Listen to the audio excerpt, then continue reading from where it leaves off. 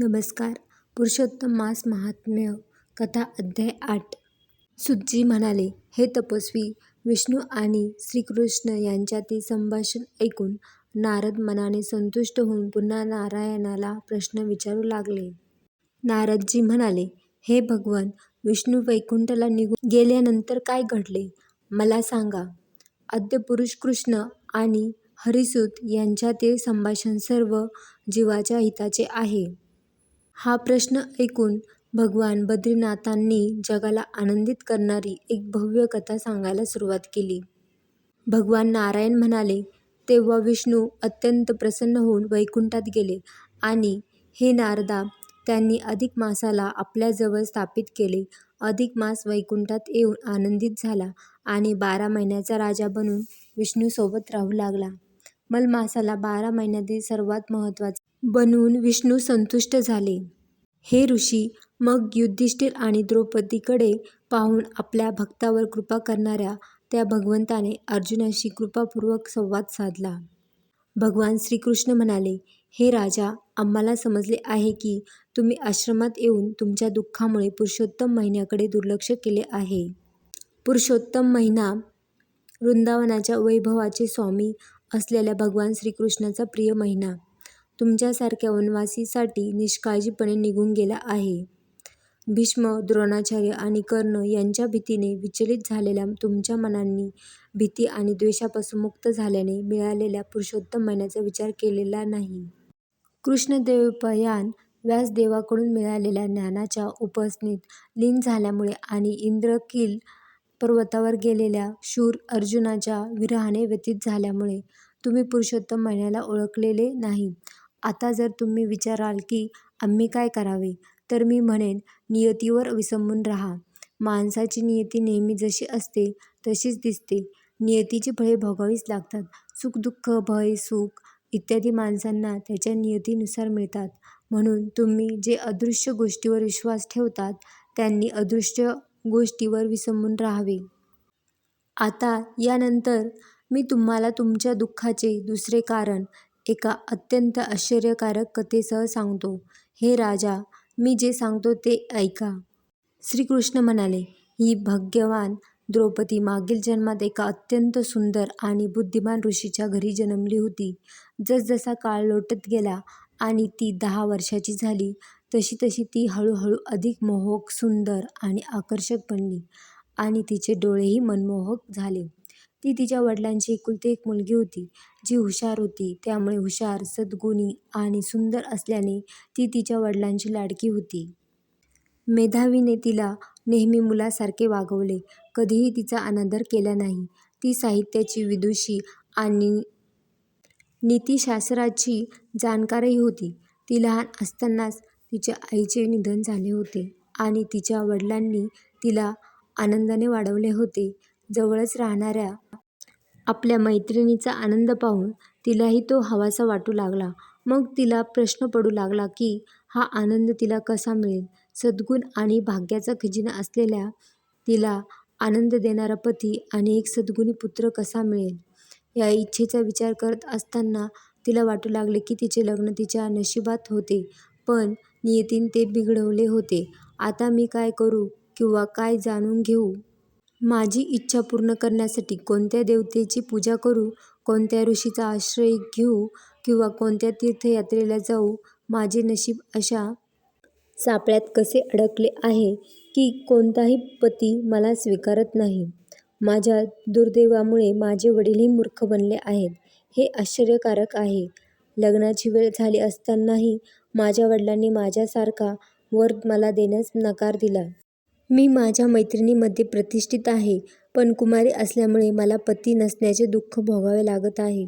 ज्या मैत्रिणींना पती लाभला आहे त्यांच्यासारखी मला नाही. माझी भाग्यवान आई आधी का मरण पावली? अशा प्रकारे चिंतेने व्याकुळ झालेली ती मुलगी आसक्तीच्या पाण्यात, इच्छांच्या महासागरात बुडून दुःख आणि मोहाच्या लाटांनी पीडित झाली. तिचे वडील, एक तेजस्वी ऋषी, यांनीही तिच्यासाठी वर शोधण्याकरिता देश-विदेशात प्रवास केला, पण तिला योग्य वर न मिळाल्याने ते निराश झाले. मुलीच्या आणि स्वतःच्या नशिबामुळे तिचे कन्यादान करण्याचा अपूर्ण राहिलेला संकल्प तीव्र तापाने ग्रासला. त्यांचे सर्व अवयव जणू तुटून जातील अशा प्रकारे सुजू लागले. तापाच्या ज्वाळांनी व्याकुळ झालेला तो एखाद्या मद्यपीप्रमाणे अडखळत आणि पडत, धाप टाकत कसा तरी घरी पोहोचला आणि जमिनीवर कोसळला. जेव्हा घाबरलेली मुलगी आपल्या वडिलांना भेटायला आली तेव्हा त्या बुद्धिमान ऋषीला तिची आठवण झाली आणि तो मरणाच्या दारात पोहोचला होता. अचानक तो थरथरू लागला आणि कन्यादानाने, वधूच्या भेटीने सुरू झालेला उत्सव संपला. त्यानंतर गृहस्थाच्या कठोर परिश्रमाच्या प्रभावाखाली त्याने सांसारिक इच्छांचा त्याग केला आणि भगवंतावर एकाग्र होऊन लागला. मरणसन्न बुद्धिमान ऋषीला निळ्या कमळासारख्या सावळ्या, त्रिमुखी सिंहासारख्या सुंदर आकृतीच्या परमेश्वर हरेची आठवण झाली.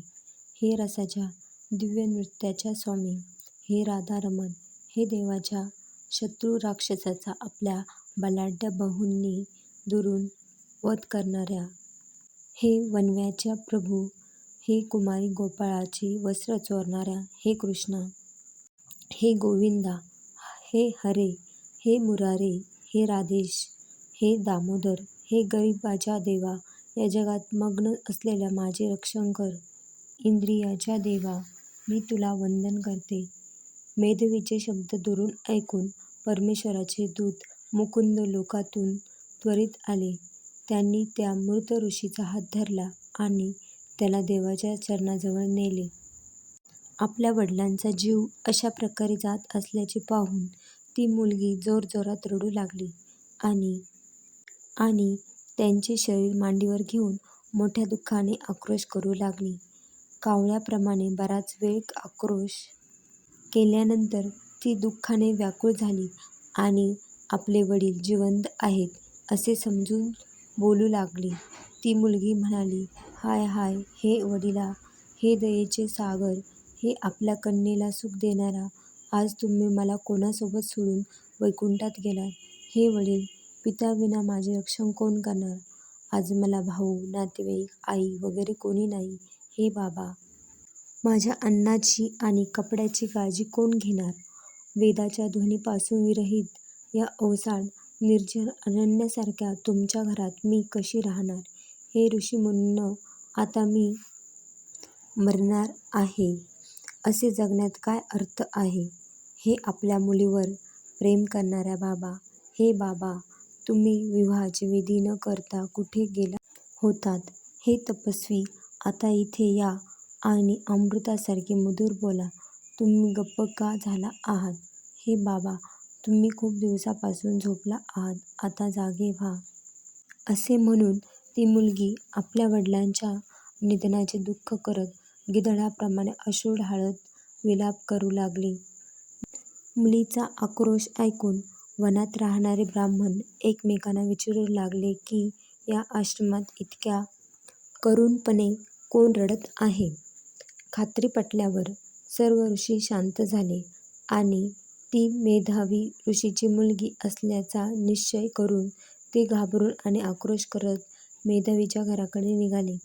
तिथे पोहोचल्यावर त्यांनी पाहिले की मृत मेधावी ऋषी मुलीच्या मांडीवर पडला होता आणि वनात राहणारे सर्व ऋषी देखील रडू लागले.